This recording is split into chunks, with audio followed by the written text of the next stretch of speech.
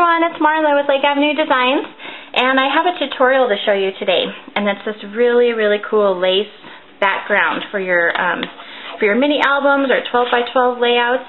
And you can see I just used a piece of chipboard, and this is the raw chipboard, and then I'm gonna show you how to cover it with lace so you get this really cool effect on here. And so for this particular one, it's a gold background and black lace over the top, and I have a couple others to show you.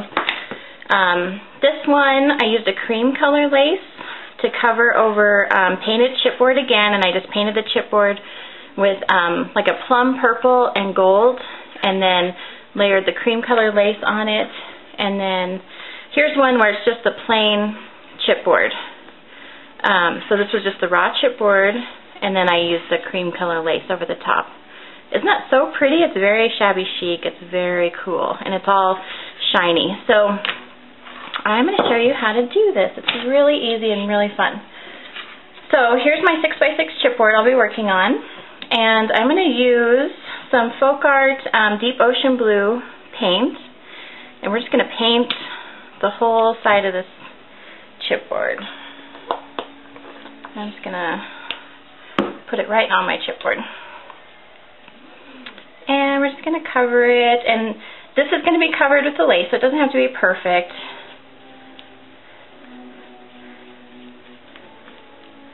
And I think I used way too much paint, so I will take that off and I'll use it on the other side probably. Okay, so we just want to cover the whole side, and you don't have to use paint. You could use Glimmer Mist or your Distress inks. You can do whatever you want to color your chipboard, or leave it raw. I showed you that raw chipboard one. It turned out really cool.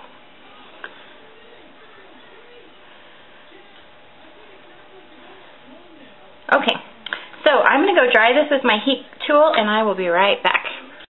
So I just dried this with my heat tool, but you can definitely let it air dry either way, and it might be just a little tacky still, but that's fine. For the next step, it's going to be not a problem at all. And so what we're going to do now is take some lace, and this is just by the yard lace that you can buy at your local fabric store. And this one is black, and what I did was cut it just maybe a 1/4 inch wider than my chipboard around all the sides, because I would rather it be a little too long than not long enough to go to the edges of my page. So I just laid that over the top, and now you're going to take your Mod Podge, and this one is the gloss Mod Podge, but you can use matte, whatever you feel more comfortable with. I like the shiny look of the Mod Podge for this particular technique, so I'm using the gloss. And I just have a regular paintbrush here, and we're just going to start lathering it on in a really thick coat, actually. You want to do a nice thick coat right over the lace, right onto the chipboard. Okay, so I'm just doing my nice thick coat, and once you get enough Mod Podge on there where it's just really white looking, that's how you know you have enough. And then you're just going to start smoothing it out, because you don't really want your brush strokes to be seen. So I'm just going to smooth it out just like this. Try to even it out as much as I can.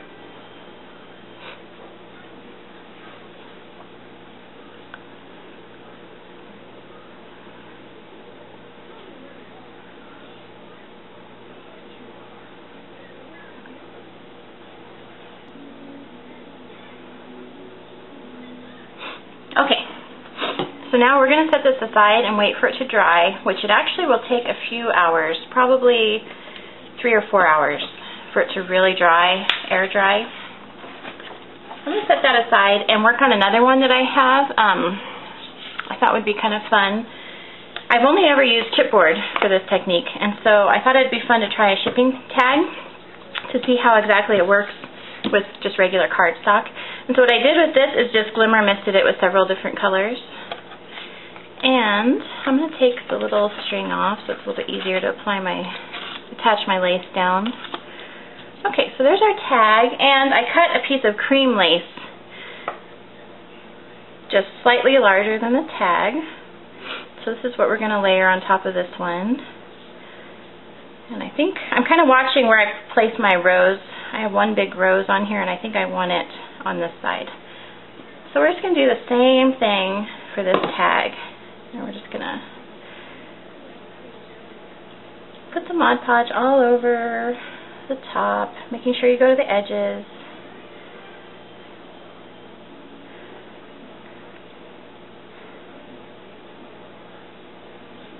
Oops.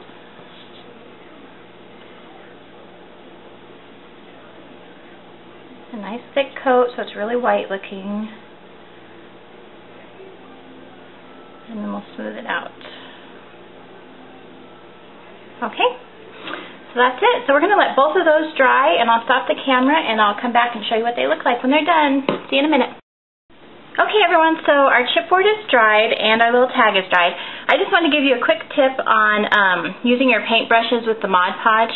As long as you rinse them out immediately while the Mod Podge is still wet on your brush, just run it under really, really hot water and rinse it out. Then you can let your brush dry, and it'll dry just like normal, and you can keep reusing your brush. But you just want to be sure to not let the Mod Podge dry on your bristles, because you'll probably never be able to get it out after it dries. So if you just rinse it immediately, it should be fine. So there's that, and so the best part, here is our chipboard that we did. So it's the blue background with the black lace. Isn't that just gorgeous? And it's all shiny. Oh my goodness, I love it. So all I did was just wait for it to dry, and when it's completely clear and no white spots left, that's when you know it's dry. And so then I just trimmed off the excess lace around the edges, and there you have it. And our little tag turned out pretty cute also. Here's the tag we did. And remember, I just glimmer misted the background, and then we did the cream color lace on top there, and then I just trimmed the edges. So there's our tag. So it does work on cardstock and chipboards. That's kind of cool. And then I'll show you the other colors again. There's the gold and black.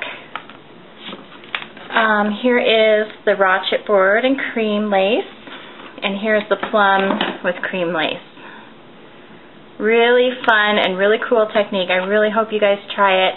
And also, just to let you know, Lake Avenue Designs is on Facebook now, and the page is called Lake Avenue Designs, and I'll put a link down in the description for you, and we're also on Twitter, so if you want to follow or like either of them, please do that. You could post pictures and comment on any of the projects I'm doing, and I'd love to see you there, so I'll post the link and come check us out. Thank you guys. Bye-bye.